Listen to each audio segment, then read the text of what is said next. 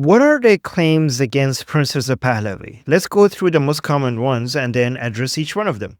This would be a good reference video for you to send to anybody who's making these claims against Prince Reza Pahlavi. So here are the ones that I have on my list. 1. He lacks support in Iran. 2. He's power hungry and he's doing all of this for himself. 3. The Iranian people should have democracy, not monarchy. 4. Prince Reza Pahlavi is going to become a dictator no matter what he says, just like his father, or like Khomeini, after the promises that Khomeini made to the people with regards to telling them that he's going to bring democracy and a republic, and instead we got Islamic tyranny. In the same way, Prince Reza Pahlavi is going to be promising people democracy, but he's going to turn into a dictator. And then 5, Prince Reza Pahlavi doesn't represent minorities, like Kurdish people, Azeri people, and Baluchi people, and other minority groups. And to support the Iranian people, we need to be more inclusive. So let's address each one of these. The claim that Prince Reza Pahlavi doesn't have support inside Iran is something that we have been fighting against and debunking for a couple of years now. We had a lot of evidence to show how this claim is nonsense. And I had a Google Doc with the list of all my points that I used to bring in debates when I had to argue that. But honestly, after what happened early January, anybody claiming that could be dismissed as somebody insane and ridiculous. Me and many other people who supported Prince Reza Pahlavi, and we argued that he has the largest amount of support compared to anyone else. And not only has actually the largest amount of support, he's the only one that has a meaningful support among the people that could be considered a leader as the fight against the Islamic Republic. Like it wasn't him and then somebody else this being the second runner-up. It was him and everybody else was so far behind him by a huge margin. The gap was ridiculous. The gap was huge. Even among us people who kept on making that point, we were underestimating how big his support was. And I guess that he might have underestimated as well what happened in early January when Prince Reza Pahlavi gave the call to action for the Iranian people to come into the streets. Those of us who knew how big of a support he has, we knew that people would respond. But when people did, we were shocked. Everyone was shocked. Pro-Pahlavi people were shocked. Anti-Pahlavi people were shocked. The Islamic Republic was shocked. And I think Prince Reza Pahlavi and his team were shocked as well. The millions of Iranians who flooded the streets in Iran showed that people's support for Prince Reza Pahlavi goes beyond just people liking him. The many years of chants that we heard, Iran shode amade, farman bede shahzade, which means that Iran is ready, give us the command, our prince. That was not just a chant. That was not just a slogan. It was real. People did not just like him. People were waiting for his command. People recognize him as their leader in huge numbers. No Iranian has that effect on the Iranian people other than Prince Reza Pahlavi. But even after we saw that, after the great massacre of the Islamic Republic on Iranian people, especially on January 8 and January 9, after that, there was this assumption that was it, that the Islamic Republic has done something so evil that it has crushed our hope for any other uprising ever. And again, me and many other people argued that is not true. The Iranian people will rise again. Every time you bet against the Iranian people rising up, you would lose that bet. That has always been proven to be the right position. However, even people like me who are arguing that the Iranian people will rise again, We didn't expect them to rise again in only 40 days after they experienced the greatest act of evil upon the Iranian people in modern history. We didn't expect them to come out that soon. 40 days. In the memorials for our fallen in early January, people came out in huge numbers. And also in universities, the university students came out. And not just coming out, but also chanting again, Javid Shah and Pahlavi will return. And in daylight, not in the cover of the night, but in daylight and in the university campus, a place that they could be so easily identified. And holding the Lion and Sun flag of Iran in the university, on university grounds. I knew they were brave, but even I was so shocked. Even the most optimistic of us were not optimistic enough regarding how determined the Iranian people are. Again, this is key to understand, not to just topple the Islamic Republic. That's only half of it. But to bring Pahlavi back to Iran. That is the essential part of what the Iranian people are fighting for. In early January, when the regime was shooting at the Iranian people in the streets, and the Iranian people were out there risking their lives just to be able to shout the Pahlavi name, when the blood was being spilled inside the streets of Iran, they tapped into that blood and wrote Javid Shah on the walls with their own blood. Javid Shah means long live the king. There is no other name. There's no other name the people of Iran are shouting for. It's not like Prince Reza Pahlavi's names and then some people calling out another name. It's people shouting, people risking their lives, dying for the sake of shouting Prince Reza Pahlavi's name and no other name. There is not a single other person that anybody is shouting for, that anybody is protesting for. It doesn't exist. So there's claim number one. So let's go with claim number two. There's a claim against Prince Reza Pahlavi, which goes like this. Prince Reza Pahlavi is doing this for his own sake. He's power hungry, and he's doing all of this so that he could gain power in Iran. Those of us who have been following Prince Reza Pahlavi for years now, we know how ridiculous this is, and I could talk about this for hours. But to be brief, let me just make a couple of points. First of all, we have been begging this man to be the leader of the revolution and the leader of the transitional period for years. And he has been resisting that. For years, he has been saying that, I don't know if I'm speaking on behalf of the Iranian people. He was suggesting that maybe revolutions doesn't need a single person to be the leader. He joined a council of leaders at some point, which failed eventually because the Iranian people just wanted him only. And then even after that, sometimes he was arguing that we need a council of leaders rather than just having one leader for the revolution. But many Iranian people continued to reject that because they wanted just him as the leader. And he continued to resist being the leader of the revolution and the leader of the transitional period. And eventually, when so many Iranian people were constantly calling his name and no one else as the leader, eventually he agreed to be the leader of the transitional period. And then finally, he also agreed to be the leader of the revolution. Summary of that is that we went through years and years of the Iranian people calling his name and him resisting being the leader for him to eventually give in to the people's demand. And I suspect that he only does that because he loves the people and he believes it's his duty. Based on everything I've seen of him, he eventually does things that he doesn't sometimes want to do, but because Iranian people want it, he does it. That's how much he loves the Iranian people.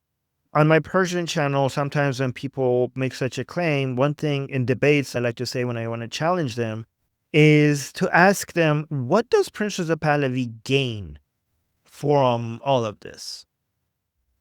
You have to keep in mind that the entire Pahlavi family has suffered a lot from power and politics. They gain nothing from it. Prince Reza Pahlavi, when he was very young, he experienced the really horrible treatment of his father by the people who did the revolution of 1979.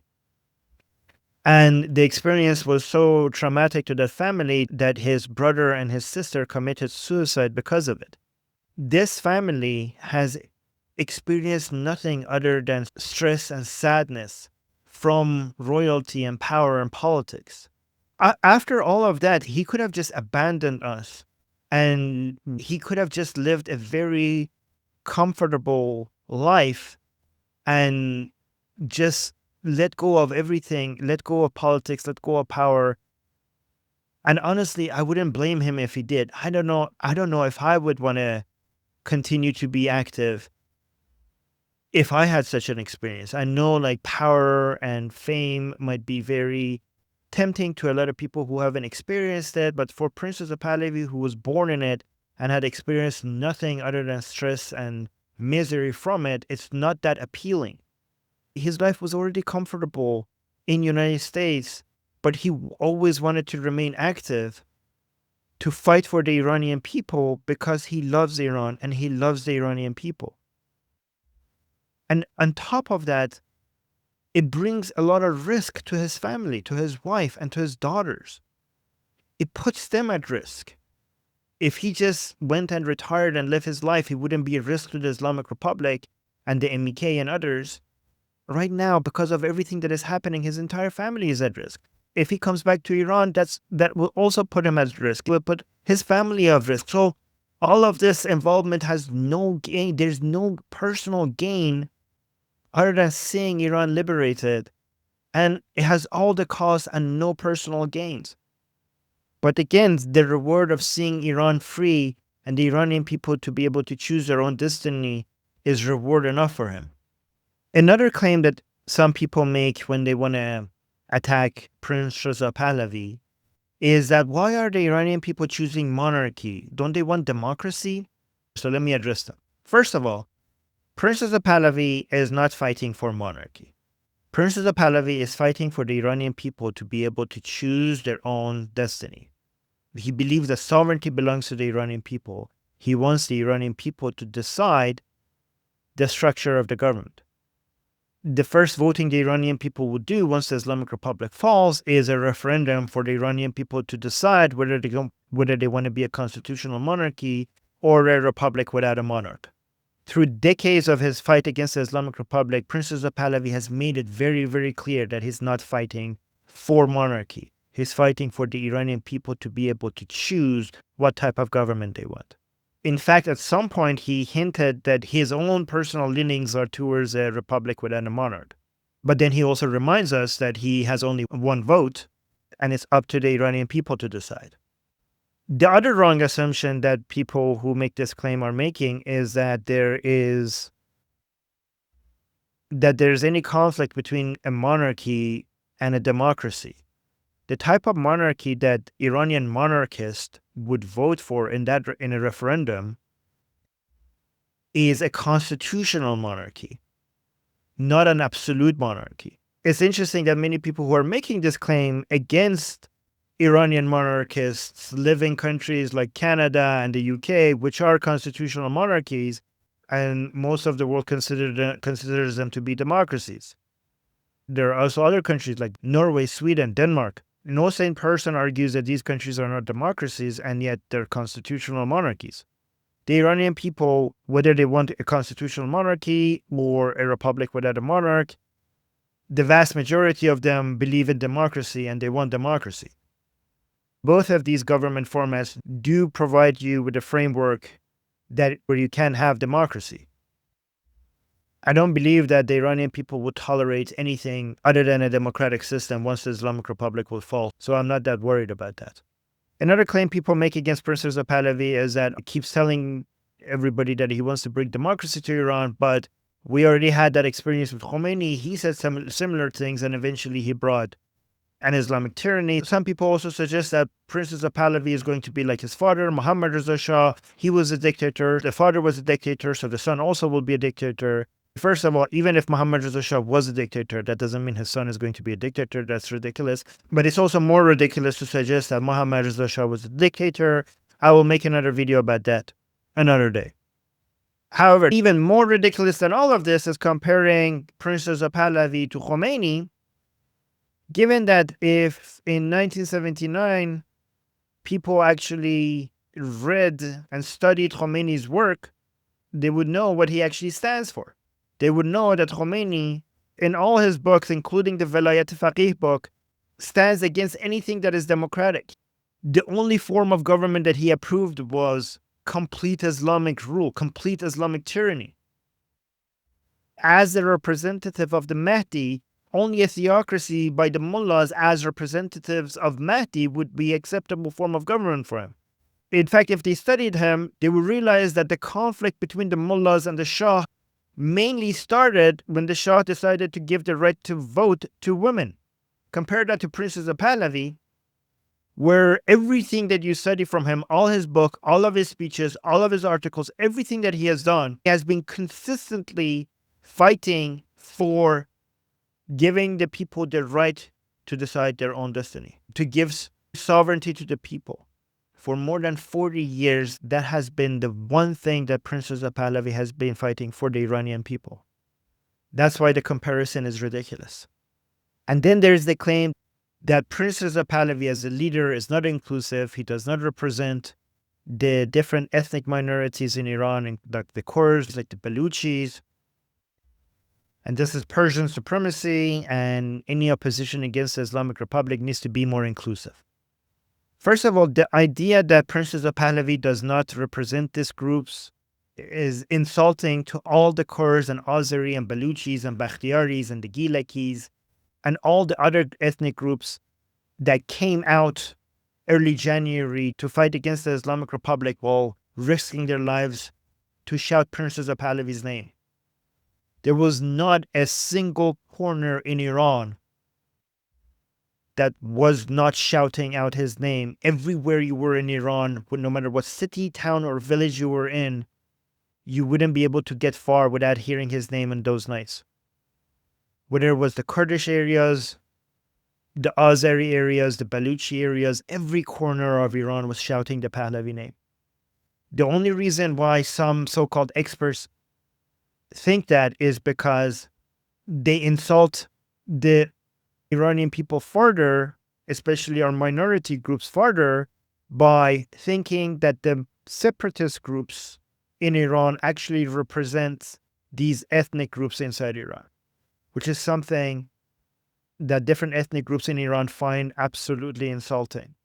Because Iranian Kurds, Azeri, Baluchis, and all other ethnic groups inside Iran, their ethnic identity doesn't mean as much to them compared to their national Iranian identity. When people claim that Kurds and Azeris and Baluchis don't support Prince Reza Pahlavi, they are talking about these separatist groups that have close to zero support among Iranian people, including among the ethnic groups that they claim to represent. If there's one thing that unites Iranian people, no matter what their ethnic background is their unity over the fact that we need to preserve the borders of Iran. The border integrity of Iran is a red line for Iranian people, no matter what their background is. And Prince Reza Pahlavi has, for a very long time, and continues to include in his coalition leaders of these ethnic groups, all united under his leadership. Prince Reza Pahlavi has broad support from all segments of Iran, united under his leadership. So there you go. This video now serves as a quick response to anybody who makes any of these claims against Prince Reza Pahlavi. If you ever hear any of these claims, just send them the link to this video. Also, let me know what you think yourself. I'll keep trying to make videos like these every day. Let me know if you find them helpful. That does really motivate me to make more. My name is Armin Navabi. I'm Israel Chai. Long live America. Javid Shah. Payande Iran.